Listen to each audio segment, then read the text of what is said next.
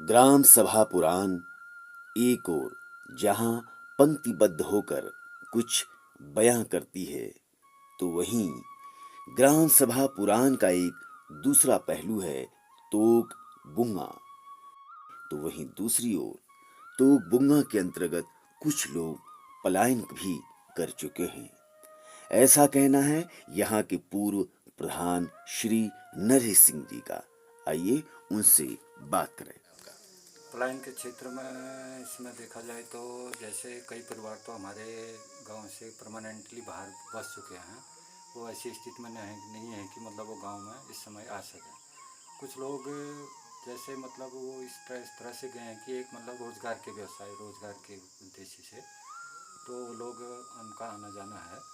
और करीब 25 परिवार लगभग बाहर पूर्ण रूप से वो बस चुके हैं। उनका करीब 2 पीढ़ी लगभग जहाँ से वो बच चुके अपने जहाँ से उनके पैतृक रिश्ते जुड़े हैं, मतलब जहाँ से उनके पूर्वज इतने उन्हीं की वजह से वो लोग वहाँ पहुँचे हैं। तो इस क्षेत्र में क्या है कैसा है देखने के लिए वैसे आना चाहिए। ये मेरी उनसे विनती है कि वो इस क्षेत्र का भी थोड़ा उनके आने से और लोगों को भी प्रेरणा मिलेगी। आना चाहिए। हाँ, पहले क्या था कि यहाँ से जैसे कई छोटे छोटे काम के लिए भी हमें बहुत दूर जाना पड़ता था, चाय पानी का सामान लेने के लिए भी, वो चीज़ के लिए। आज गाँव में रोड भी है, पक्की रोड बन चुकी है। और ये है बुंगा के पास स्थित राजकीय जूनियर हाई स्कूल, जहां आज भी बच्चे शिक्षा लेने के लिए आते हैं। तो बुंगा के निवासी आज भी खुशहाली के साथ जीवन बिता रहे हैं और उम्मीद है पलायन कर चुके तो बुंगा के निवासी अपने गांव जरूर लौटेंगे। सूरज की इन किरणों के साथ ही पुराण में सूरज की पहली किरण जब पड़ती है तो पुराण अपने प्राचीन पौराणिक क्षेत्र जैसा नजर आने लगता है। और आज भी पुराण में परंपरागत रूप से कुछ परंपरागत कार्य आज भी चल रहे हैं और इन्हीं रास्तों के बीच हमें नजर आता है आफर, जहां पर रोजमर्रा की जिंदगी में प्रयुक्त होने वाले औजारों पर मरम्मत की जाती है, उन पर धार दी जाती है। हो गए करीब 30 साल की पार हो जाती साहब, और क्या चाहिए।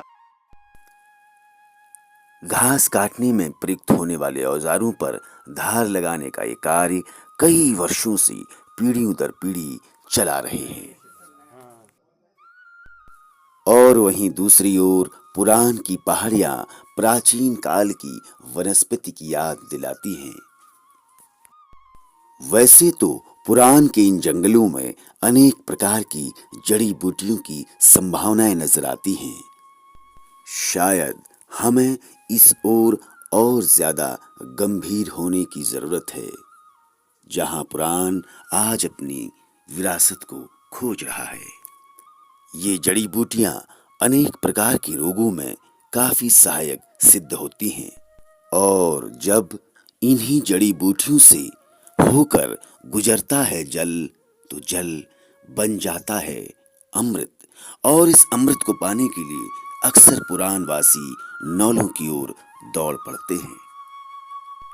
हर उम्र के लोग नौले से पानी प्राप्त करने के लिए रोज नौले की ओर दौड़ पड़ते हैं।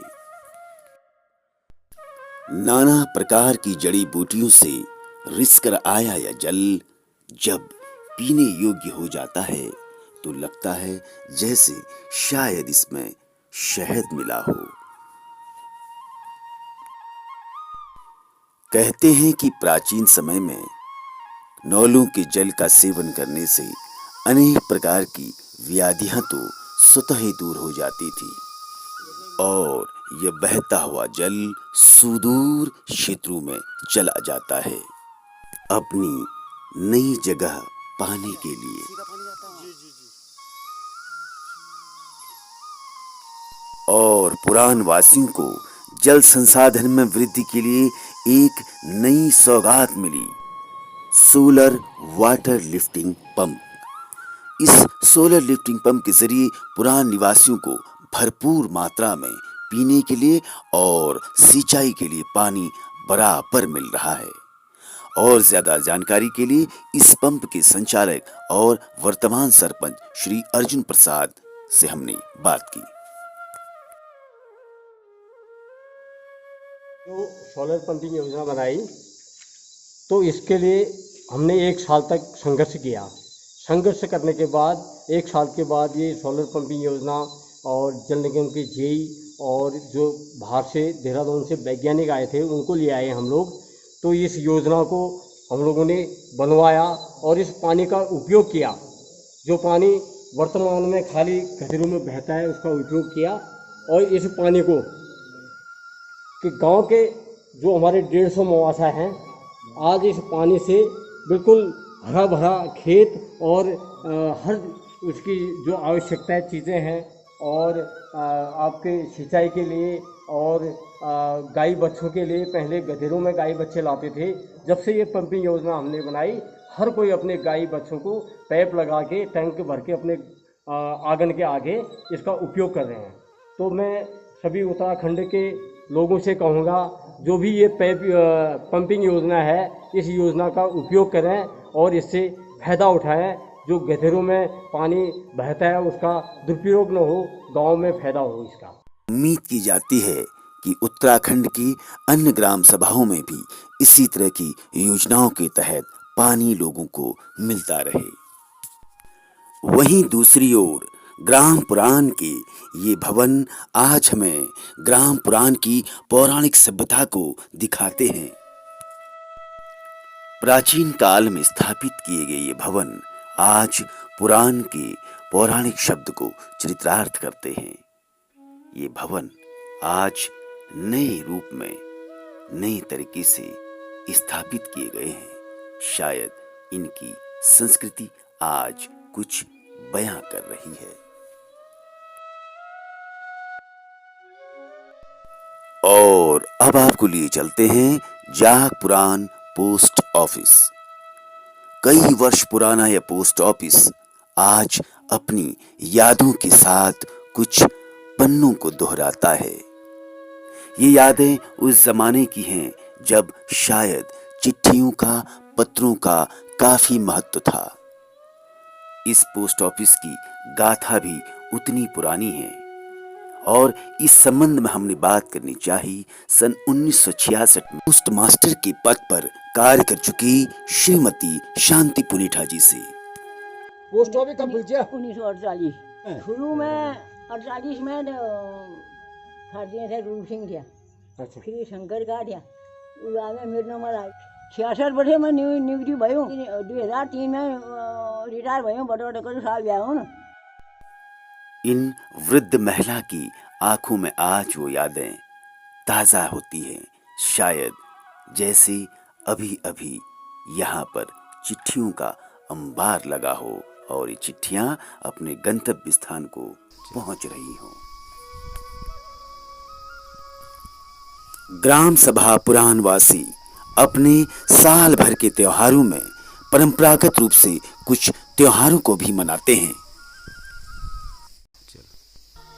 और पुरानवासी अपनी परंपरा के अनुसार सातों आठों का भी पर्व मनाते हैं। भाद्र पक्ष की सप्तमी अष्टमी तिथि को मनाए जाने वाला यह पर्व गौरा और महेश्वर की आराधना से शुरू होता है।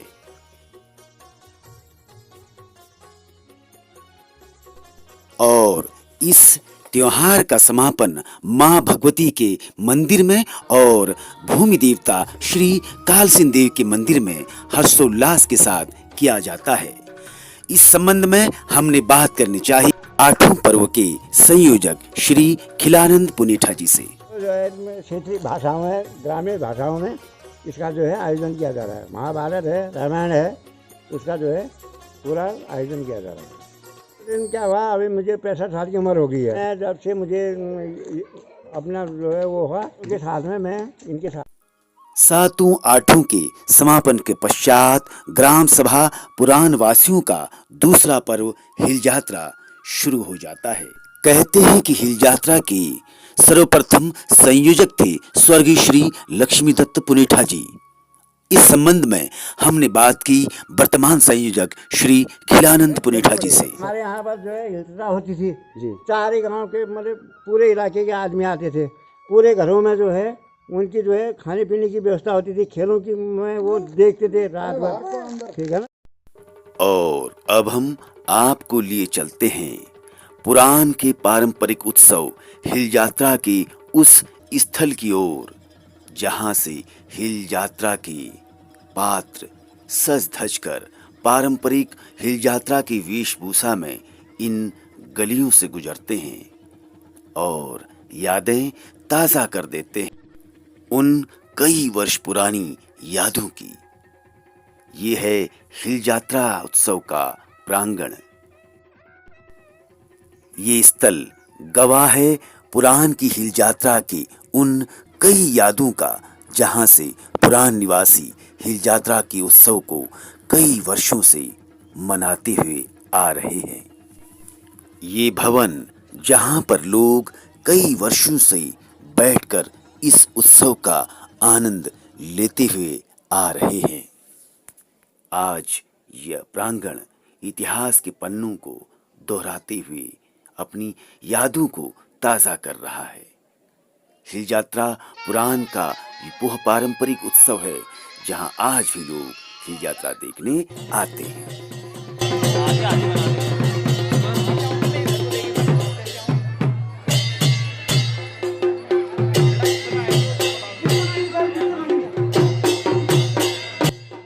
ये पर्व खरीफ की फसल पकने से पूर्व यहाँ की एक झांकी को प्रस्तुत करता है।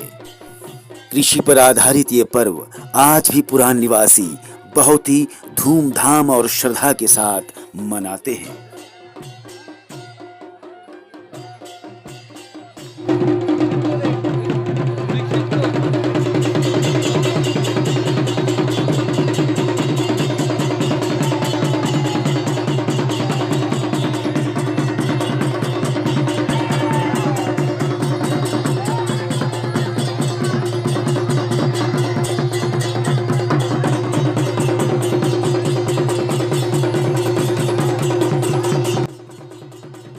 पुरान की हिल यात्रा का मुख्य आकर्षण है यहाँ का इकौलिया बैल, यानी स्थानीय भाषा में इकौलिया बैल का अर्थ है भगवान शिव शंकर का नंदी बैल।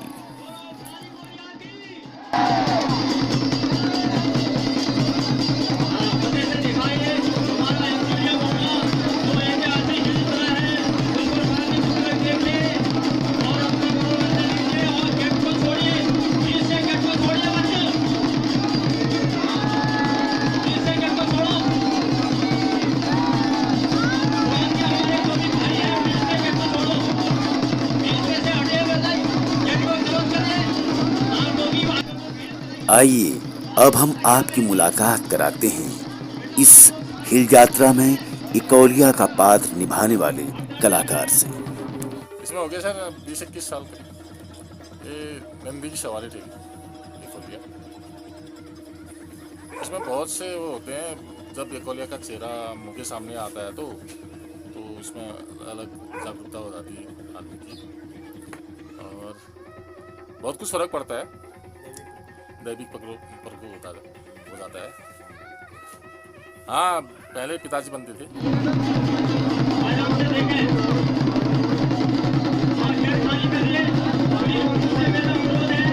हाँ, एक साल।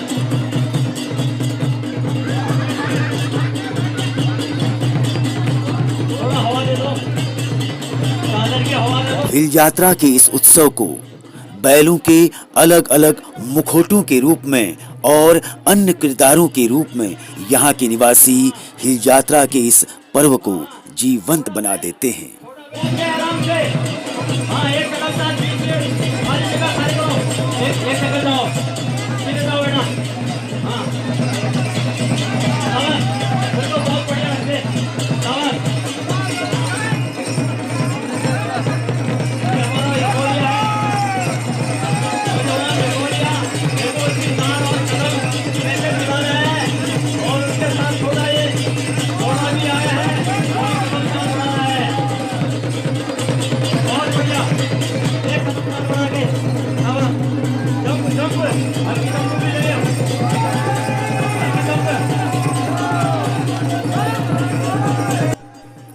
हिल यात्रा के इस उत्सव का आनंद लेने के लिए ग्राम सभा पुरान के अलावा अन्य ग्राम सभाओं के निवासी यहाँ पर धूमधाम के साथ इस उत्सव का आनंद लेते हैं।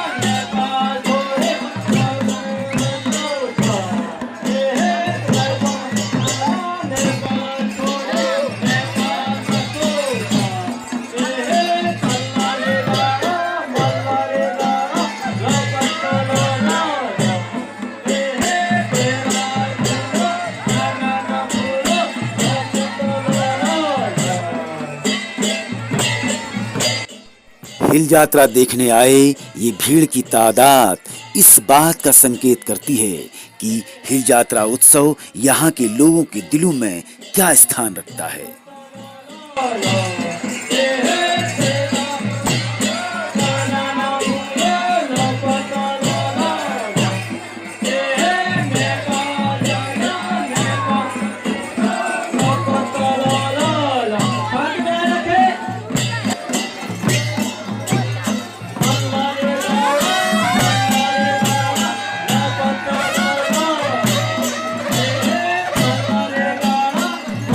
हिल यात्रा के इस उत्सव का समापन ग्रामीण अंचल की झांकी द्वारा किया जाता है।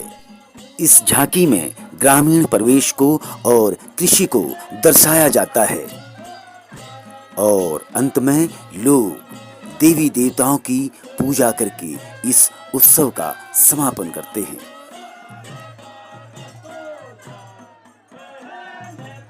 पुरानवासी हिल यात्रा की इस उत्सव को कई वर्षों से मनाते हुए आ रहे हैं और उम्मीद है पुरानवासी इस धरोहर को संजोए रखेंगे।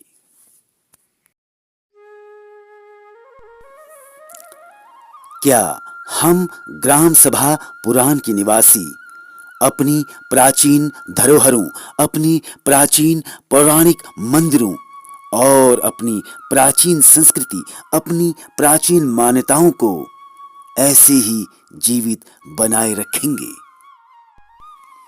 क्या हम पुरान निवासी अपनी इन मान्यताओं को, अपनी इन लोक संस्कृति, इन लोक उत्सवों को हमेशा इसी तरह से मनाते हुए आएंगे और अपने भाईचारे सौहार्द को इसी तरह जीवित रख पाएंगे?